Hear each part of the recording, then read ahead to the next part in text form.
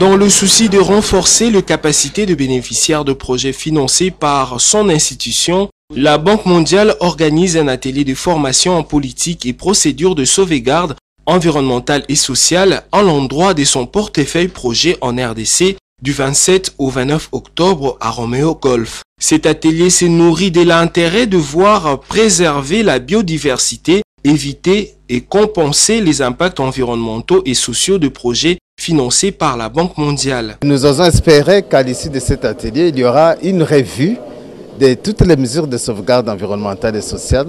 Comme vous le savez bien, pour la mise en œuvre d'un projet qui est financé par la Banque mondiale, ce projet doit respecter un certain nombre de critères et en conformité avec les politiques de la banque.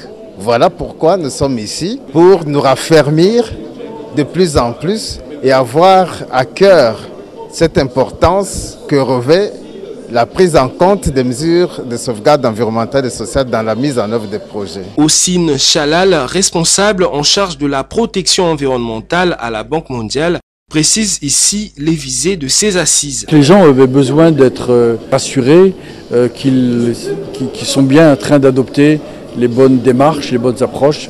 Et c'est effectivement le but de ce séminaire, c'est pour effectivement partager les expériences et de donner aux gens l'opportunité peut-être d'améliorer leurs connaissances sur des points particuliers ou spécifiques de mise en œuvre de politiques de la Banque mondiale. La RDC, dont la faune et la flore représentent une réserve importante pour la survie de l'humanité, les sauvegardes environnementales et sociales apparaissent donc comme ancrage pour la réussite des projets de développement. Ce mercredi 28 octobre, il était question de voir les cadres de gestion environnementale et sociale, usages et mauvais usages, mais également sur la mise en œuvre des obligations des aspects environnementaux et sociaux dans le projet gestion contractuelle. Vous savez, le plus grand problème du pays, le pays ne présente pas, n'a pas des cadres outillés pour appliquer ces politiques et procédures de la Banque mondiale dans les projets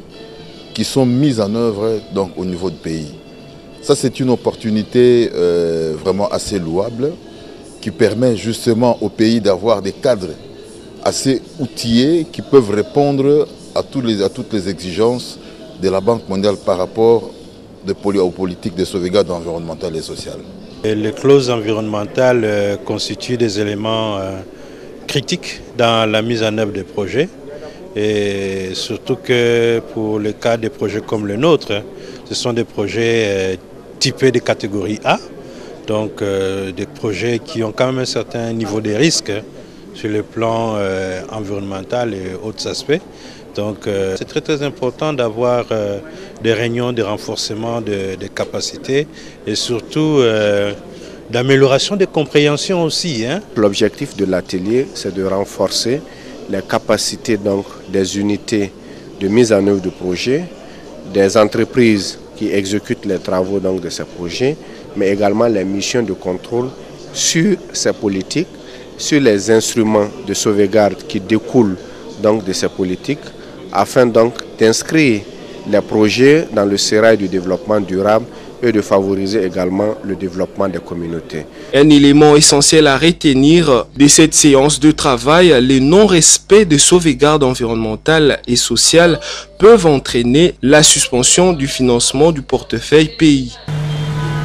Les rideaux de l'atelier de formation en politique et procédures de sauvegarde environnementale et sociale de la Banque mondiale sont tombés depuis le vendredi 29 octobre. Pendant 3 jours, les spécialistes de l'environnement venus de différents projets du gouvernement congolais, financés par la Banque mondiale, ont renforcé leurs capacités sur cette matière.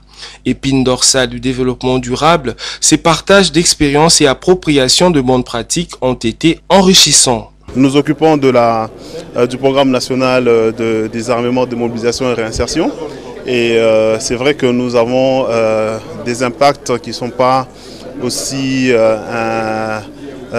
importants. Donc les impacts sont plutôt minimes, mais nous sommes bien concernés par ces aspects de gestion. Avec cet atelier de formation, ça a permis aux autres de capitaliser ce principe-là.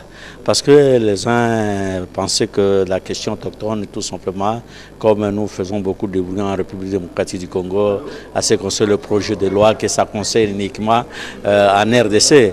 Mais cela a vu que, même au niveau international, maintenant, la Banque mondiale, dans ses politiques, il y a un principe qui concerne uniquement les peuples autochtones. Pour l'équipe de la Banque mondiale, cet atelier augure une amélioration de la qualité de travail pour une pérennisation des acquis de projet. Les différents projets qui étaient représentés ici, à mon avis, maintenant, ont des vraiment très bonnes bases pour pouvoir traiter les aspects environnementaux et sociaux de leurs projets, encore mieux qu'ils le faisaient avant. Nous espérons pouvoir reproduire ce type d'événement dans le futur. Au terme de cet atelier nourri, les participants ont reçu des brevets certifiés.